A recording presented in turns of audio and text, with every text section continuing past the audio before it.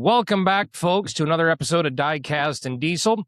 I am your host, Justin Mason, along with my co-host, Dave Lulich over here. Appreciate everybody following us on back here. Again, folks, if you haven't done so yet, make sure you like, subscribe to all of our social media platforms. You can find us on Apple Pod and Spotify, YouTube, Amazon. All the hot spots. All the hot spots for your podcast listening pleasure. So, folks, we are honored today to have Mr. Steve Vonhandorf, Vice President with SpecCast, correct? I think that's what you call it. Yeah, that's what you call it. Steve, thanks for joining us here today. No problem. Why don't you give us a little history? What your history in the toy business and your backstory? What landed you where you're at now? What's your road look like? Oh, wow, that's a long story. That's all right. We got time. All right. Well, I originally went to school for tool and die making out of college or out of high school.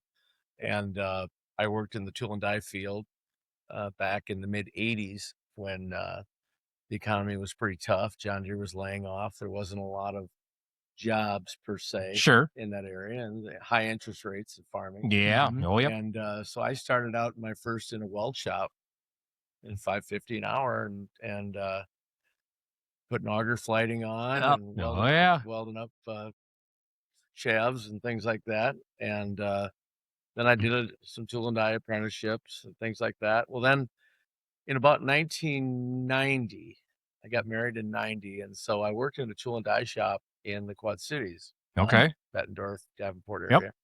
And also worked at UPS nights. Stacking boxes. In their hub. Yeah. Stacking boxes. Staying in shape. Yeah. And so we actually, my wife and I are both from this area. Okay. About 20 miles north of here. And so we threw some resumes out back then. You know, you had to go through the phone book. Sure. Right. You went through the yellow pages, right? Yeah, I think I like this place. This one looks good, right? The Sunday paper. Who's hiring this week? A lot of them I'd never, heard of or anything like that. But I was from this area, right? And Scale Models called me, and they wanted to know if I would interview. And so I interviewed for a plastics manager position, and so I interviewed with the gentleman at the factory, and this was the same time that Jordal was in the legislature. Okay. And at the Iowa House. And so I don't think I knew that. Was he a representative or a senator? Was he? He was a House representative. No kidding. Yeah. And so I interviewed, and about 3 weeks later, I got a call again and wanted to know if I'd interview for a sales position, because I talked way too much for a production job in the factory. And so that started it. And I started in April of 94, and I started as a mid-level sales manager. Sure. And I handled John Deere, Case IH, all the OEM accounts. Okay. That was my first thing. And then we went to farm shows or farm store buying shows like Mid-States for Tyson's and Norby's and Farm Fleets. Longars, yep. So then I helped with new product development and worked directly with Joe Ertl for, 17 years. Okay. So I learned a lot, went through a lot of that. I got I got a good story for you regarding the A-scale combine or the pedal combine. We like good stories. I'm dying to hear this. How we tested the pedal combine. So one of the big things that we had trouble with when we were designing it was getting the feet. You sat in the hopper. Right. Yep. We created the seat as a hopper, and then it was made out of wood, and so we moved the pedals and the steering around up front, and then we had to find its tipping point. Sure. Well, my youngest, Joseph, at the time was, I don't know, he was probably 5 or 6, right in that area. And I lived in Guttenberg at the time, and Joe had a house on the island up in Guttenberg. Sure. And so at night, he would bring the model home, and I'd throw an old football helmet on Joe and my son, and we'd move those pedals up and down, and, Sure. and we'd launch him down the sidewalk or the driveway. And No, honey, it's for testing it's only. testing He's going to purposes be only. fine, we really. had a mat, like a tumbling mat. Yeah. With the gymnastics. Yep. Yep. We had a tumbling mat. We'd have him pedal all the way up to that and then hit the brakes. And then when he'd fly over the front, we knew we had to lower the seat, the pedals a little bit. Slide the seat back a little bit. Yeah. So it worked, and so we did that. And do you suppose Joe still has that wooden combine hiding in the building somewhere? I know Joe Ertl has that. Boy, that'd be a pretty cool piece. Yeah. So that was. So I was in that, and then I stayed there until 2010. It was kind of a controversy for me whether I was going to stay or go. Joe had been getting out of Yep. He was older. He was retired. Right. Well, he wasn't never going to retire. No. He still he hasn't. was stepping out of it, and they were doing a lot of custom manufacturing. Sure. He'd hired a whole segment of managers to handle the custom manufacturing, and so I did the toys. There was a thought process. He'd even brought up maybe moving the toys to Guttenberg to just separate it. Sure. But that didn't really come to fruition, and so I ended up going to work for Diecast Promotions, for DCP. Yeah. I went there for about a year and a half, and then Dave Bell called me, and Dan Meyer was going to be retiring. Okay. And, Yep. He wanted me to move into that role and then take on different responsibilities. Sure. As he started to get older. Yep. So here I sit. There you sit. Yeah. There you sit. So what's your current duties at SpecCast? Are you in charge of new product or design? Well, or we all wear a lot of the same, a lot of hats. Number one, because we do a fair amount of business, but there's only 8 of us in the office. That is hard to believe. Yeah. So we probably have 200 engineers and factory people in the Orient, but right. They're a partner vendor of ours. They're not a direct employee. Yeah, direct correct. employee. So I have graphics department, and I have engineering department, and then we've got custom imprint. Right. Then I have a farm toy sales guy, and then of course Dave and myself and a financial guy. But for the most part now, Dave's in and out. When he's back from Arizona, he runs it. I run day to day. Sure. Okay. By and large, but Dave still oversees. Yes. Everything. Right. Yeah, so it works out nice. It's a You good bet. compliment for both of us. Absolutely. Excellent. That's absolutely right. So when you was with Scale Models, the 8 scale, did you guys you guys were still the only ones that produce an 8 scale toy. I'll tell you how that came about. That's what we want to know. Okay. I can tell you how that came about. So it was in 95, and we were in St. Louis at a Case dealer meeting, a parts meeting. And they were really big back then. Right. Because, you would bring all the vendors were there that had licensed products. Sure. You had the clothing vendors and the hat vendors, and you name it. Yep. Then you had Ertl, and you had us, and you had just different stuff.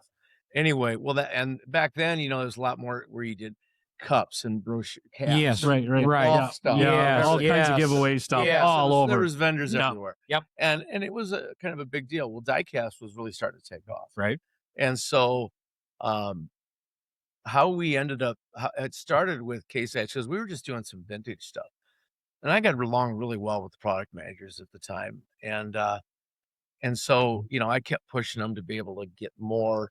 We were pre-1919 or some number like that. Right. And so how we started to get into that was we had, Ertl had first right of refusal. Mm-hmm. Well, and I can't remember. It could have been Racing Champions at that time. But through the, right. We'll just call them Ertl. Right. Yep. The mere fact of what, their base company. And so they had first right of refusal. Yep. And so I would tackle after projects that Ertl wasn't doing. Now they pretty much took the cream of the crop. Sure, of course they did. And they still have that luxury today. But But one of the things that came about was the Steiger 4-wheel drives.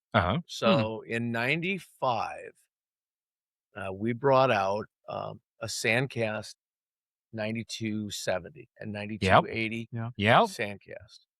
And so I put the engraving on the roof. We did the 70 as duals, the 80s as triples. And so we started out, and away it went. And you got some of these guys before all the corporate buy over of all the dealerships. Right. Sure, yeah. There used to be all these individual dealerships. Yeah, one in every town. Yeah, and these North Dakota guys, South Dakota guys, they were buying 300 at a pop. And these things were, they had that full their drive. cost was like $100, Yeah. $95, and that's all. That was a lot of money And so, for a toy. Yeah, and so so we were doing really well with it, and things were starting to look up. And we always, Joe and I, after the show was closed, we kind of just walked around and look at stuff and see what's there. And so we were looking at the Ertl booth, and outside the Ertl booth, they had a tooling model of their new precision Farmall M. And they had it in A scale. Because the reason you do that is when you model something, you want to model it bigger so you can get the extra detail. Absolutely right. The larger it is, the more detail you can get. Yep. So as that detail, then they can shrink it down, and everybody goes, "Holy cow, look at that detail." So that's a kind of a good way to engineer it. Yeah.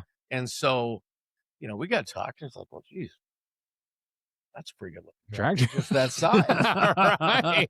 Wait a minute. The wheels are turning here. So, and it just wouldn't make sense to do it in die-cast. And so we were doing these 4-wheel drives in sand. Sure.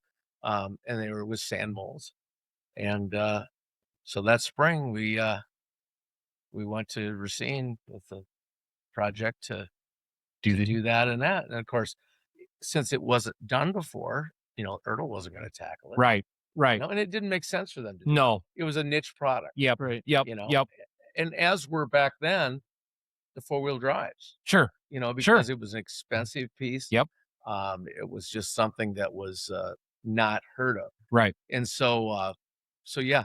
But I'll tell you what, we did that, and then we did the old Steigers. And then we did barn Steiger. Yep. But the next time that the new 4-wheel drives come out, that Ertl brought out, or that Case IH brought in, we didn't get that opportunity. Of course not. Ain't that something? That window was closed. That door got shut real quick, didn't it? That door was shut. Yeah. That's awesome. That's what was the first 1/8 scale you took out? Farmall M. Farmall M. Yeah. The M was first, and then we weren't in John Deere at the time. Right. And so we took the pitch to them, and we did a John Deere B. Yep. And then I did the WD-45. And then I did the 8N. Oh, yeah, I forgot about that one. There you go. Let me see.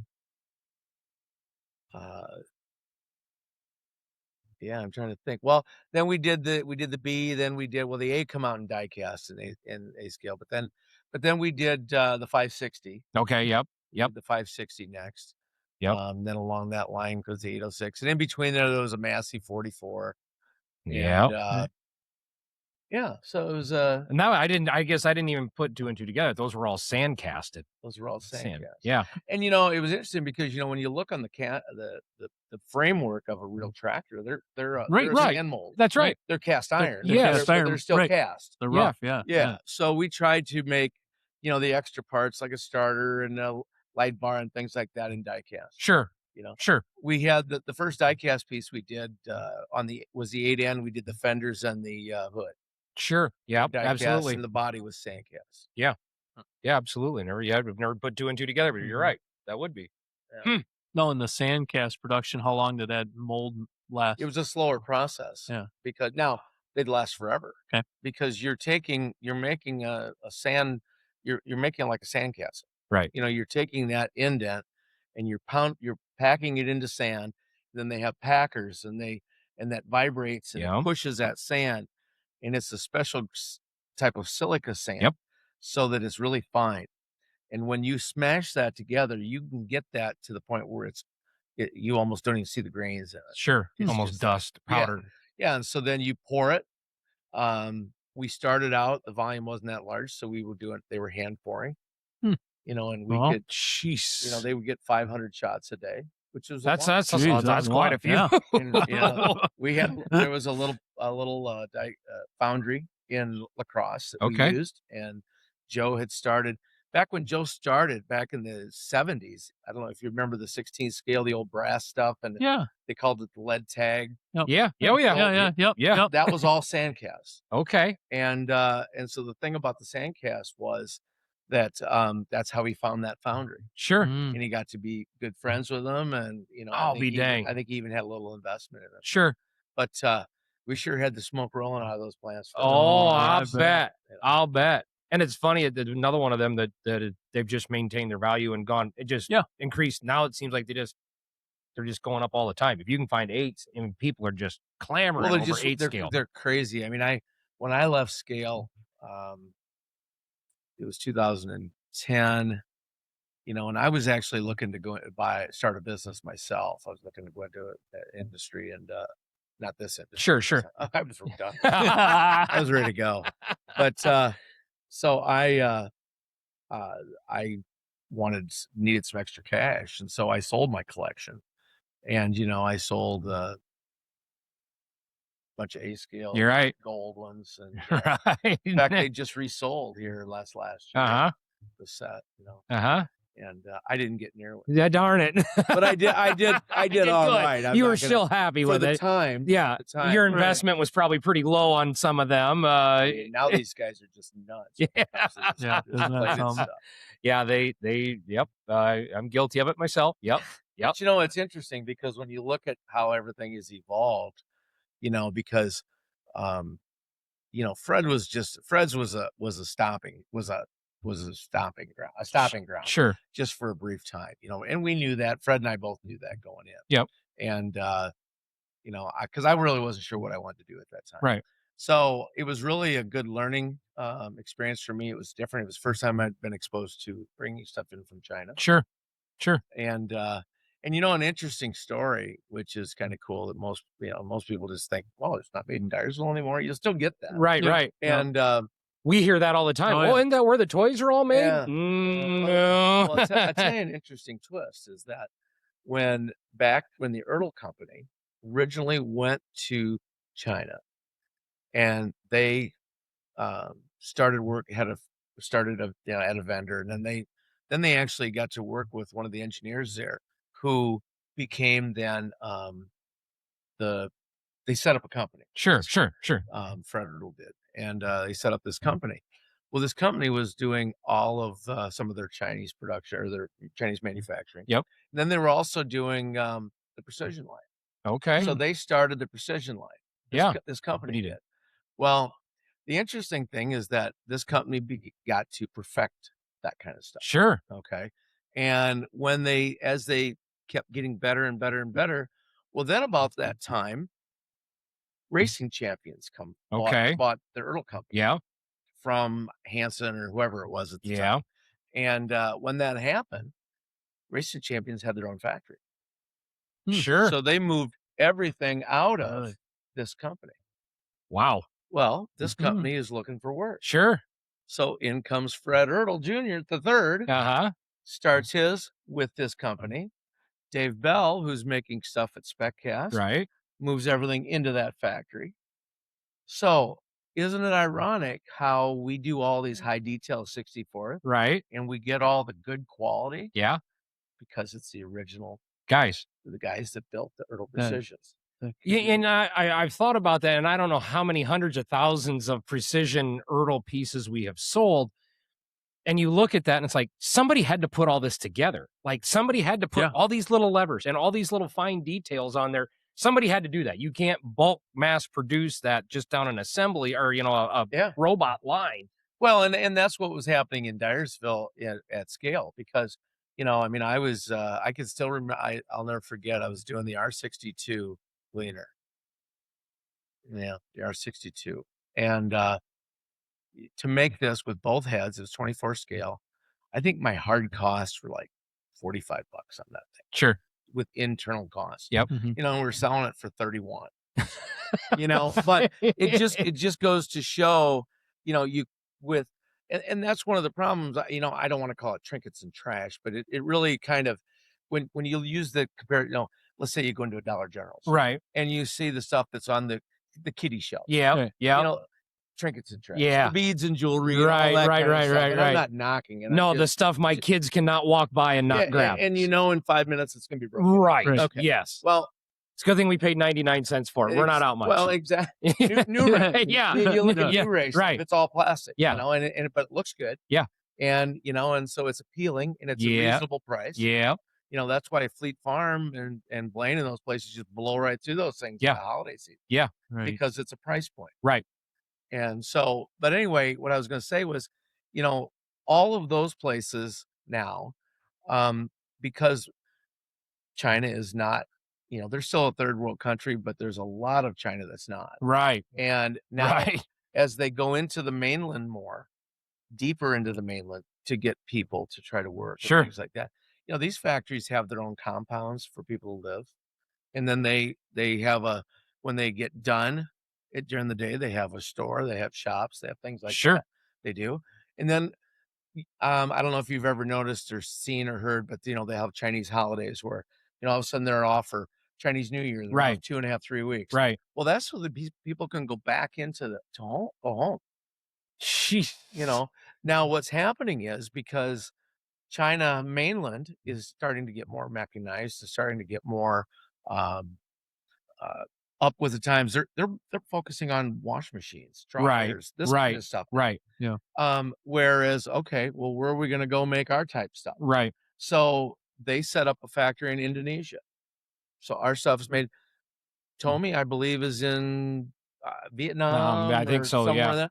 So you know they're kind of it's kind of hopping around right now. Yeah. But they always, and we hear it, and I'm sure you do too. It's all, you know, oh, it's all Chinese junk. All these new toys are Chinese. Do you think the quality of toys and the mass production side of toys, do you think we could do that in the United States anymore? You couldn't afford to do it. That's what I was saying. You could technologically wise, we could Right. easily. Yeah. I mean, they complain about it being Chinese junk and blah, blah, blah. But yet they don't want to pay $450 for pay, it. That's right. If I was trying to do some of this high end 64th that we're doing, Right. you know, they're high the way it is. That's right. You know, I mean, they're just getting crazy, and a lot of that's because of the tooling costs. Yeah, absolutely. Tooling's just going through the roof. Yeah. But you know that $60 piece would be $130 Exactly. very easily. I was on the right path. And your $150 Magnum or STX or whatever those are now. I saw some 180 at the last show. Yeah. You know, you start looking at that, they're going to be $300-$400. Right. Sure. Yeah. It's just the Can you imagine these it. big combines that you know Ertl did and the big four-wheel drives and that stuff? They're $450 off the dealer shelves here. They'd be $900 or $1,000. You know, and I spent a lot of years going to Tractor Supply and Fleet Lane and stuff like that, and selling the whole programs. You know, and I would listen to people come and complain about, you know, stuff made in the Orient, and you know, and you'd hear it. Yeah. I heard it a lot, and you know, and you kind of try not to put your tail between your legs a little bit because you want to be proud in what you're doing. But you know, at the same time, that same person that's going to complain, not everybody, but a lot of them are going to price shop. That's right. Yeah. Yeah. They're right. going to look at that 100%. American flag. Yeah. And if there's one that's $30 cheaper right next to it, I'll guarantee you 9 out of 10 are That's going right. there. Yeah. It's right. just what it is. That's just what it is. They're loyal to an extent. I mean, until it hits the pocketbook. Yeah. That's right. Yeah. Yep. Till it hits the pocketbook.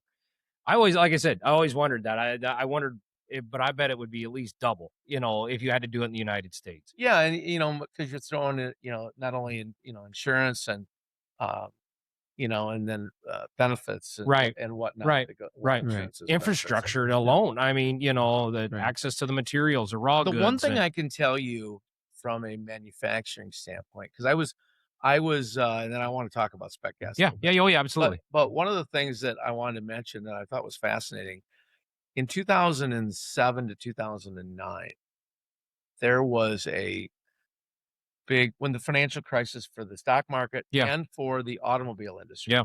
Okay. When they did cash for clunkers. Yeah. Ruined all them good old trucks. Yeah. Yep. Okay. Well, what happened was all of the die-cast plants around the Great Lakes region, Mhm. from Waukegan, Racine, Illinois, all the way down around Kenosha, those were OMC, was all the boat motors and all of Right. the Okay. all Yep. the castings, big engine castings, big cylinder head castings, Yep. Yep.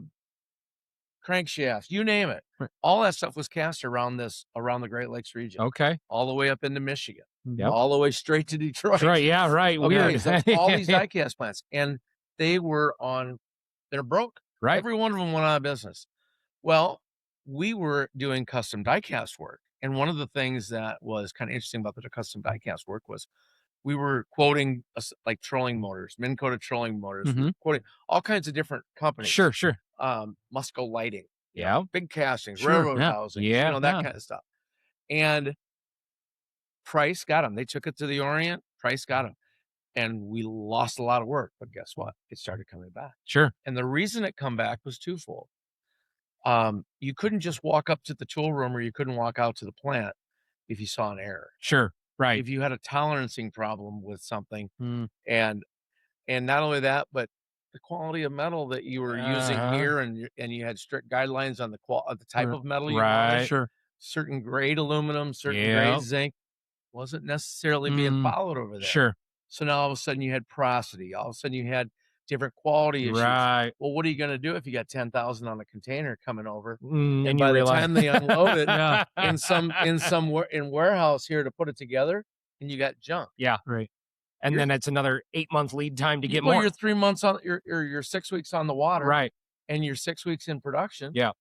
And by the time it gets here, you've got not only do you have junk, but you have inventory. of junk. Inventory. Lots of it. So the cost average of quality was not there. Right. Right. Right. Yeah. That's crazy. That's crazy. So that's why you started seeing a lot of stuff coming back, because it's easier to pay a little more the first time than it is to pay for it twice or three times. Buy once, Right. cry once. I just heard Yeah. that over the weekend. More truth than you That's know. right. Yeah. Yeah. Buy once, cry once. Yeah. Yeah. So yes, fast forward to SpecCast now. Yeah. SpecCast have been We're doing some neat stuff. Absolutely, you are. You kind of, to me, keep raising the bar. I We're think. doing something to the bar. Yeah. Yeah, it was it's kind of interesting, because I think at my time at Diecast Promotions kind of helped that, Sure. because I looked at the niche of what could Scale do, what was Freddie doing, Right. and then what was SpecCast doing that I could use as a melding pot to Sure. do it both. Well, there really wasn't, other than a few precisions out there in 64 scale. Yep. There wasn't a lot of stuff that was real high detail. Nope. And there wasn't a lot of stuff that, well, the tooling for the 16 scale was going to be more expensive. Right. Almost everything's been done. Yes. At least a million right. times. Right. Yep. How many Farmall Right. M's do you need? Yeah. Or 4020s do you need? Right. You don't. We were just having that conversation. So we started kind of reinventing the wheel. Yeah. And taking that quality of level of detail Mm-hmm. into the farm line. Right. Now we're working on a new product line right now. We're having a heck of a time getting it approved through some licensing, but it's gonna be bringing out some pretty neat stuff. Yeah. In higher end Detail. Yep. Yeah. Yep. So That's awesome. yeah. Got the big grain carts, and that's the one thing that Grain carts are nuts. they're nuts. They're just nuts. Yeah. That is a huge, cool project that's been needed to be done for a long time. But I think that's more, you guys, like I said, set yourself apart that way by listening to people's ideas and trying stuff that, it's not the same cookie cutter. Oh, here's another 4020 and here's another M, Well, our size helps us that Yeah. way. Our size has its limitations, Sure. but our size also gives us a big advantage as to what we Right. can do, Sure. because we have just small enough company that we can take on a niche project Uh-huh. and not need the volume to pay for all the heads in the Right, company. right. Correct. You know, Yeah. we've only got so many heads here. That's right, Right. We right. got 8, Yeah, absolutely. you know, and so that makes big. But you know, I think you were talking about the 16th grain cart. I was actually talking about the 64th. Fourth. Those things are nuts. I mean, when I started, you know, I was in 12. I started January like 2nd or 3rd of 13. Sure.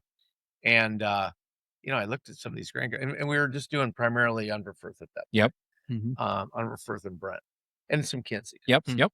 And but Kinsey was run through a licensor. Dan Gottman was originally the guy that did it. Sure. And then Okay. Yep. you know, they Okay. originally done it, and so they had a project done through a side distributor. Sure. You know, so we finally got that back under our Umbrella, control, yep. which we could help inventory better. We could manage it better. Yeah. And then I went and I went out to J&M. I saw those guys and was able to get something that took. Normally visits like that take about 3-4 years. No kidding. Yeah. Unless, well, it used to. When I first started hitting the road in 13 and 14, a lot of people, you know, you'd talk about tooling and you'd say, well, it's going to be 30,000. It's going to be this and this. And, you know, then it's like, Yeah, never mind. that's not For a toy? Yeah, What? that's You not know? happening. And Right. so then what we tried to, you know, come up with was, well, and I learned this actually from Versatile or from Vermeer. And there was a project that Vermeer had done at Diecast Promotions, and it was for the round baler. Uh-huh. It was a little round baler. Sure. Okay. And Vermeer wanted to buy them. So Diecast Promotions sold them the program. This was before I got there. Yep. And they did 5,000 of them, right? Because that was the minimum. Yep. Yep. 5,000 right out of the chute. Yep. They blew right through them, and they had a demand. Yep. Well, they wanted to do, so let's reorder. So they bought another 5,000. Well, about 10 years later, when I come along, they had 4,195 balers left. Uh-huh. Uh-oh. Because, you know, they filled that niche. Right, Yep. right. You And know, then- scratch that itch. Yep. And then all of a sudden the pipeline's full. Yep. So who needed them? Right. Right. Right. You know? Everybody that wanted one got one or two, and now here we sit. So one of the things that's ironic enough, so let's think about this. I guess I probably started my first Vermeer project in 16 or 17, maybe. So, and I think Diecast Promotions did those balers in 8 or 9 Yeah. or something like that. Well, anyway, the first project when we got off the ground with them was selling some of those old balers for them. Uh-huh. It was great. Yeah. Yeah. Worked out great. Kind of fun. Yeah. But what we do now is you know, and Dave and I talked about it a long time, you know, how can we get these guys over the hump with this? Well, the biggest thing to get manufacturers over the hump is you can't make it painful for them. Right. So, you know, they're I don't want to call them a short line, but that's kind of No, the term. that's Right. No, that was that's the right. term That's I was correct. going to use. That's Yep. the term. That's Yeah. the term that Yep. people use. And so, and since they're that, they're somewhat of a niche too. Correct. Correct. And so they have, whether it be hay equipment or tillage equipment or grain carts, whatever. So they're in their niche. Well, all right. The best way to do that is, well, let me do a program then, and I'll just go ahead and you pay for the tooling. I'm going to build in the tooling pricing. Sure. Then I'm going to give it back to you Sure. as we sell it. Okay. So now, over the course of a project, they start seeing a return on their investment. Do they all get it back all the time? I'd say I'm about 90%. Sure. But there are some projects that are so niche Right. that there's just, you can't, it's almost impossible to get it all. Right. Sure. Right. Right. But we've been really successful of, you know, we figured over 3 years Yep. that we can get enough models out of the tooling to be able to get it paid.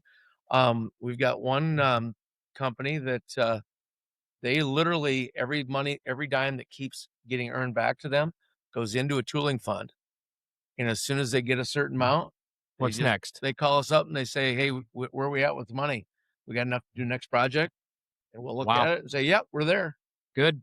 and away we go. and away we go again. Hmm. So That's pretty cool. it kind of feeds itself, Yeah. Right. Yeah. And so what started out as a really hard thing now is kind of getting word of mouth, Sure. because Meridian, as an example, Yep. we had the Meridian grain bin, Yep. and then the auger with Yep. the little shovel, on Yep. it, Yep. Yep. those kind of things.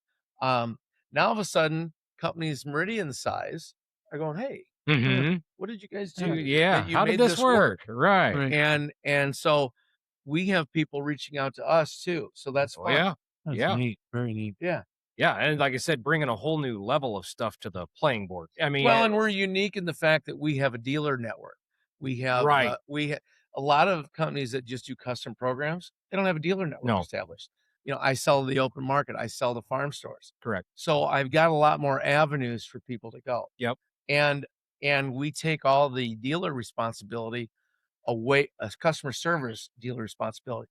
So if you've got a Vermeer dealer or you've got a Kinsey dealer, they call us. Correct. Yeah. They don't have to call the parts department, and you got the Right. parts department Right. crawling up and down Yes. licensing and marketing and accounting.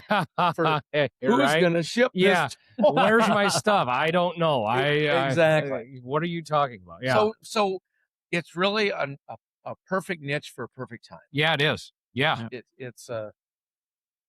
Do you see any of the big OEMs, the big 2 or 3 coming back to, say, a SpecCast, going away from? Well, we're going to be picking up hopefully some more case projects. Okay. Case IH projects.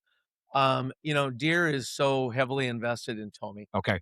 That, but at the same time, here's the interesting thing on volume, because volume is everything. Sure. For us, even for Tommy, even at their size. But the thing that really gets to play is that we talked about the Steiger originally in the Case IH. Yeah. We had all these dealers up in Minnesota. Yeah. Okay, so it'd be as simple as this thought process. There was, let's say, 2,500 John Deere dealers. Mhm. Okay, let's just use that number. You got 2,500 dealers. For the most part, there was probably 2,000 different companies. Correct. And now Right. you got what, 12? Exactly. 15, maybe 20? Right. Maybe 50, I guess. Probably, if we're getting up there. Okay. That'd be probably, That's probably about it. Yeah. You know what they do? They shuffle inventory. Sure. You go out here to Dars Implement, Jim Deppy, who retired, who's a legend in the toy Yeah. world, Yeah. He in his own mind, I was telling. And but Jim's great, Yeah. and he'll tell you with a bunch of F-bombs what's happening. Yeah, right. And but Jim had every model that Ertl had in their catalog. Sure. Every one. Yeah. And I'll guarantee you a lot of stores did. Mhm. Now Yeah. go out there and look at his store. Yeah. Well, Jim's retired now, but it's just a piece of it, and they'll look in their inventory. If you go in there looking for it, and they'll say, well, I got one in Claremont. Right. I can have it here tomorrow Yes. for you. Yeah. Yeah. Well, guess what that means? That volume that you relied on to pay for that tooling. Yep. Is not It's there. not there anymore. No. Right. Yeah. So you No. sell, it was nothing for Ertl to do 25,000 pieces. Right. I wouldn't know what their volume is now, No. but it's not that. And I don't care. I Yeah. was just it's in our local dealership this spring here, and in one of their other locations, not the one that I work at or go through, there was 4 toys on the shelf. Yeah. 4. Yeah. That was it. I mean, they had the whole wall where it used to be, and there was 4 different. That was it. There was 4 toys there. And then you've got somebody like Helly's out here who made a great career selling toys with them on the pop machine. That's right. Yeah. Yeah. I know. And they're, like I said, they're all that way. And in the John Deere dealership that I do a lot of business through, he calls me now and he's like, what should we get in? Yeah. Pick 4 things out of the catalog. What do you think is going to be great? Well, the catalog's huge. I know. And and it's ironically enough, Bill Walters, who just retired. Yeah. I went to high school with Bill. Okay. So it's all kind of a twisted. Yeah. Small niche circle. Yeah, I mean, I would. He was a couple years older than me, and we went to Edgewood, Colesburg, to high school, or Edgewood was Yep. where the high school was at, and I'd ride over with him to school sometimes because we both lived in Colesburg. He was on the farm, and he'd come through town and see if anybody he Get it right. cared to give a ride. Yeah. Yeah. Other people, he just turn his head and drive away. Yeah. But we got along pretty good.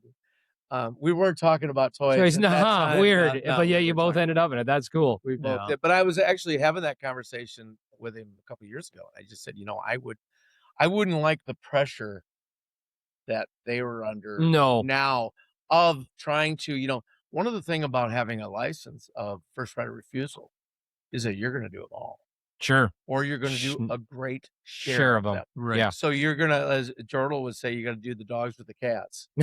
and meaning, you That's know, a lot of truth to that. we've got the good ones, but Uh-huh. you got to do the The dogs dogs, too. uh-huh, That's and how that was in Jordal's philosophy at that time was at AGCO, he tried to build that whole program, Sure, but he'd say you got to keep the projects with us, right. so that so you don't let somebody cherry pick it. Yeah, Right. yes. Right. Yep. Yep. You know? Yeah. Now Dave Bell, and it's so amazing because the difference between Dave and Joe.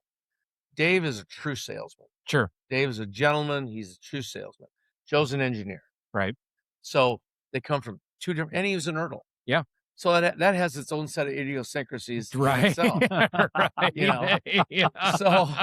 So I mean, so it's it's quite a. Yeah, that's But Dave has been a perfect way for me to finish. we got to get career. him on too. We You got to should, because get he's- him on too. And the great stories that he has, he did all the Richard Petty stuff for NASCAR. Right. I've Mhm. heard that story. Yeah. He would spend his weekends in Charlotte going racing. That's You great. know, he was in California doing all the licenses with Warner Brothers. Yeah. Dukes of Hazzard. Yeah. You yeah, know, that's all of stories he that. could tell too. There's some crazy stuff Yeah. that they were involved. Michael Jackson record players back in the 80s. Oh yeah. That's nuts. And then he was vice president of the JCs, and so he did all kinds of that stuff. And he's really connected to. He knows everybody. Right. It's awesome. Yeah. What we'll get wrapped up here pretty quick. Where Sure. do you see the industry heading? What's going to be the next big change, do you think, coming in the toy business? Well, it's migrated to 64th with some specialty 16ths being done. Sure. Um, We've seen a lot of that even in the auction side of it. is it starting to? 64th is its own realm. It's its own animal anymore. Boy, we do very well. I mean, I'd have never guessed when I started selling toys 15 years ago that I would have 164 scale live auctions, and they would do very, very well. Well, Max Armstrong and I talked a lot about this back in the 90s when we were doing his project. Mhm. We did an M&H set. Yeah. Yep. And so he flew Orion Samuelson's pilot flew him out to Monticello, Okay. and because Orion had a plane, and so I'd go to Monticello and pick him up Sure. for the day, and then he'd come to town, and we worked on that dual box set. Yep. The box collapses. Yeah, I couldn't get it yeah, heavy enough. yeah. Anyway, so we had that. Well, we were doing that for Farm Progress Show, Right. and I think it was 99, maybe. Mm-hmm. I think so. Anyway, we were doing this, so it was a Sunday, and on Monday morning, we load the trailers. At that time, it was livestock trailer. Sure. Donnie's big livestock trailer, and we put Bisqueen all the way around, it, Right. Yeah. and then we'd put 200 pedal tractors in that damn thing, Away we go. and then A scales, and then all these other stuff. Well, in this particular case, I had a whole van body full of Max Armstrong sets. Sure. We loaded that all on Friday, so it was all ready to go. Sunday afternoon, I get a phone call from Donnie Erdl that Joe had a massive heart attack Oh no. at the Guttenberg Hospital. Well, I lived in Guttenberg, so I went up there. Here his boat or his camp or his Suburban, and his boat was hooked up, sitting in the parking in the emergency stall, and they were in the emergency room. Yeah, they flew him to Mayo that night. Jeez. So Monday morning here, I've got the train moving to the Amanas. Yeah. And it's pouring. Of course. And Max is there. He's got his tractors there. So we had to sell it without Joe there the first time. I'll be there. But we did 10,000 of those. And that was crazy for scale model toys. Yeah. Right. That's a lot of volume. That's a lot of volume. That's a lot of volume. And like I said, the 64 side of it, and great thanks to you guys for coming out with the newer, higher detailed pieces to complement that hobby. But I hear a lot of it, and I know Dave does too, that kids are really into the 64th because they don't live in big farmhouses. A lot of them are non-farm kids that live in town or their uncle's farm or their grandpa's farm. And they can have a whole shelf on their wall and have 100 little 64th pieces. It doesn't take up a lot of room. Look at the 64th that has never been made the 16th. Right. Because of the amount of pieces and parts. I mean, you do a big sunflower. Yeah. Can you, whatever they are, you're not doing that in 16. Yeah. No. Although it would be cool. That would be really cool. Really if you guys neat. want to do it, I think it'd probably sell pretty well. But that would be really cool. There's some, we've got a couple neat new items coming out of the Jackson plant in the next couple years. Good. Up Cool. in Minnesota. Cool. It's gonna be kind of fun. Good. Nice. And we've got what else do I got new that's coming out? We're gonna do another 16th. We try to do at least one good vintage 16th a year. Sure. I'm gonna be retooling for next year. I'm gonna be doing a whole new front end under the 135/55 casting to do the 180. Sure. Nice. So that'll have that, but that's a whole bigger. Right. That's a bigger frame on the front end. Yeah. So I got to do that whole thing. Rod Jurgens right outside of town has one. So that makes it pretty easy to measure then. Yeah. It keeps that pretty easy. Yep. And we're just finishing up the new 2670 4-wheel drive. Yeah. That'll be a hot one. Just got the pictures out. So we're kind of playing in that 4-wheel drive game a little bit. A lot of them have been done. Yeah. So we're not going to try to reinvent the rerun the wheel. Right. Yeah. Right. So very good. Yeah. Very good. Well, Steve, we appreciate your time, friend. We appreciate you coming in and sitting down with us. No. I'm sure we'll have him back again. Absolutely right. No, the wheels are already turning for the next visit. So we got to save something, keep everybody in suspense. So again, folks, Steve Vonhandorf, Vice President, SpecCast. We appreciate you sitting down with us today, Steve, and go have a drink of Dirty Ernie's for us. Yeah. Or two. Might. Okay. All right. Thank you. That'll do it. Thanks, Steve. Appreciate it, man. Thanks for listening to the Diecast and Diesel podcast. Please subscribe or follow on all of our online platforms at Spotify, Apple Podcasts, Amazon Music, and YouTube. Stay tuned, and we look forward to seeing you next time.